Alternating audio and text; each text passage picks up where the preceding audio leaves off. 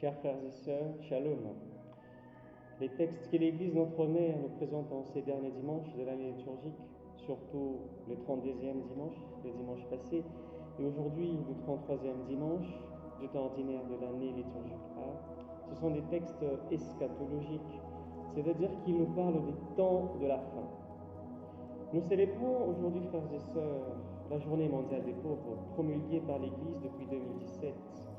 Et le thème retenu pour cette année nous vient de Tobie 4, le verset 7, « Ne détourne ton visage d'aucun pauvre ». L'évangile de ce jour, frères et sœurs, nous parle de la parabole de talents.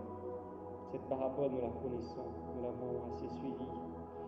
Un homme devant ses 3 serviteurs donne au premier 5 talents, au deuxième 2 talents et au troisième un seul. Chacun selon ses capacités, nous dit l'Évangile.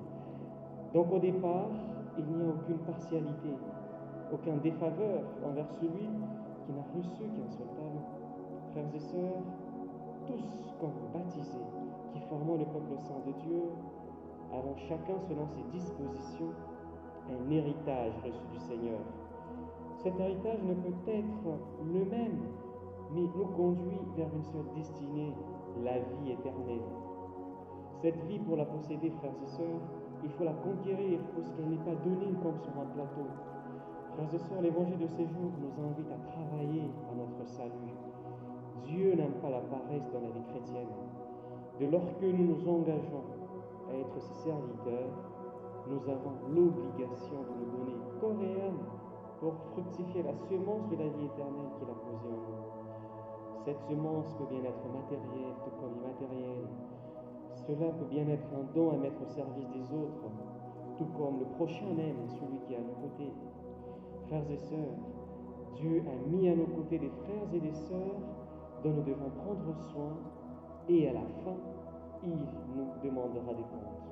Soyons-en sûrs. Bien-aimés de Dieu, aujourd'hui, comme nous l'avons dit, 33e dimanche de l'année liturgique A, nous célébrons la journée mondiale des pauvres. Ne serait-il pas ces pauvres, le talent que Dieu met à nos côtés ou que Dieu nous donne pour fructifier notre charité? Comment assumons-nous notre responsabilité envers ces frères et sœurs qui souffrent de faim, de soif, de solitude, de manque d'amour ou même de sourire, ces pauvres orphelins qui errent dans la rue cherchant la chaleur humaine, familiale, ces pauvres veuves qui jour et nuit pleurent à cause de l'abandon? Frères et sœurs, nous avons une grande responsabilité à assumer envers les frères et sœurs que Dieu place à nos côtés. Comment devons-nous agir? Comme la femme dont nous parle la première lecture de ce jour. Ses doigts s'ouvrent en faveur du pauvre, elle tend la main au malheureux. Cette femme sait fructifier son don, c'est qu'il lui vaut louange, célébration, le titre même de femme parfaite, comme dans l'Évangile, le serviteur fidèle pour peu de choses à qui Dieu confiera beaucoup encore. Si nous agissons comme cette femme parfaite, les jours du Seigneur ne nous surprendra pas comme un voleur.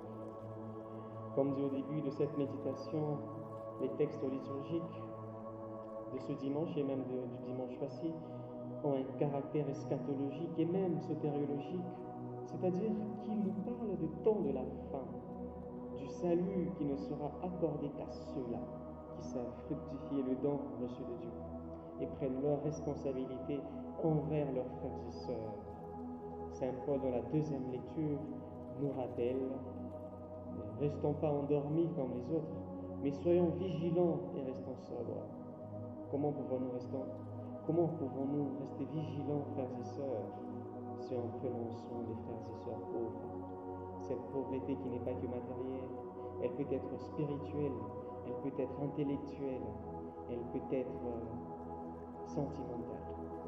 Prenons donc soin de nos frères et sœurs que Dieu a mis à nos côtés, pour que, quand il nous demandera des comptes, nous soyons capables, comme ce serviteur bon à qui on avait donné 5 talents, qui les a fructifiés et à qui on a encore beaucoup donné.